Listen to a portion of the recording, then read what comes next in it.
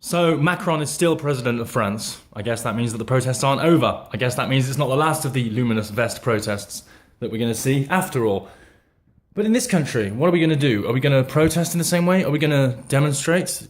Which actually shows the world how totalitarian the tactics of the establishment are. In France, the police were using grenades. They blew someone's jaw off. They blew someone's hand off. They shot someone's hand off. They had snipers. They had rubber bullets, etc. They just had war tactics. They were firing tear gas into crowds of people. There was obviously crowds of innocent people, citizens, etc. They fired tear gas. They've made one guy who wasn't even involved in the protest lose his eye because of their heavy-handed tactics. They were authorised to use heavy-handed tactics. And those tactics have exposed these war crimes. It's not even a war, but they amount to war crimes to the world. Actually, scratch that. It is a war. It's a war against globalism. Of course it is. It's nationalism v globalism. And everyone who is on the side of nationalism has been given carte blanche to be crushed by the establishment, because the establishment knows it's the last line of defence, and it knows that these people are awake, and when people are waking up, they need to be crushed. Dissent needs to be stamped out, and that's what they're doing. And they're prepared to take people's hands away, take people's heads away, kill people. They don't care. The media won't report on it. The media won't report honestly on it, so it's not even being shown to the world. These horrendous abuses and human rights violations that France and Macron have committed yesterday and last week. And, the tactics were pretty much from the off. It wasn't the protesters who were violent. It wasn't, France wasn't burning or Paris wasn't burning because of violent protesters or anything. It was because of the response from aggressive police tactics using warlike tactics while Macron was hiding. Can you believe that? Macron was nowhere to be seen yesterday. He didn't give a speech about anything. He's been called by Time magazine the future leader of Europe, and he was hiding. The future leader of Europe was hiding. I shouted about that last time because this should make us mad.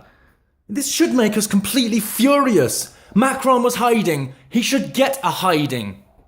Macron is not a leader. He's a snivelling little weasel who has to do all these ridiculous false handshakes to try and appear more macho and more alpha than Trump. Trump hates him. He can see right through him. He knows what kind of a Weasley little Rothschild sycophant he is. And I'm not one to blow Trump's trumpet.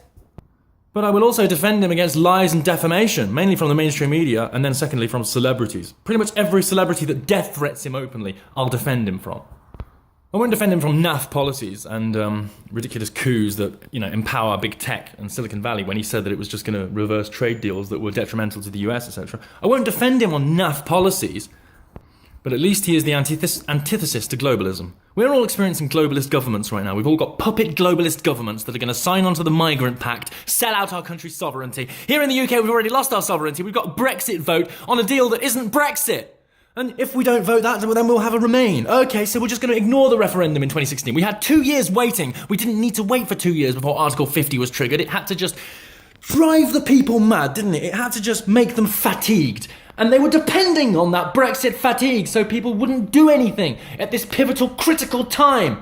Because everyone's so fatigued by politics, and I even did a video called Sick of Politics, they were depending on that.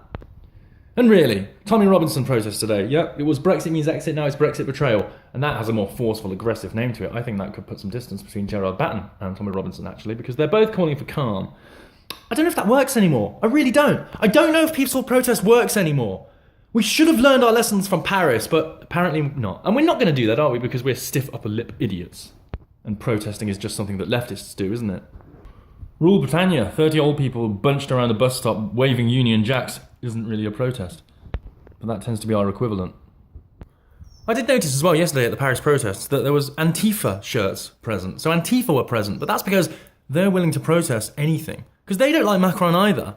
They see him as fascist because they prefer someone that's hard left. And Macron is just seen as a centrist. So they want to get rid of him just like, Tony Blair or whatever. They see the globalism as a problem as well, even though a lot of them are funded by Soros. It was weird because the quote-unquote far right that were protesting against the fuel hikes and against globalism were on the same side as Antifa yesterday. And that is the biggest evidence that we can come together. That is the biggest piece of evidence that we can come together against globalism, because we are the people, whether we're Gilette Jaunes or Antifa. We're all the people, we're all the victims in this system, and globalism is the enemy of the people. All of them.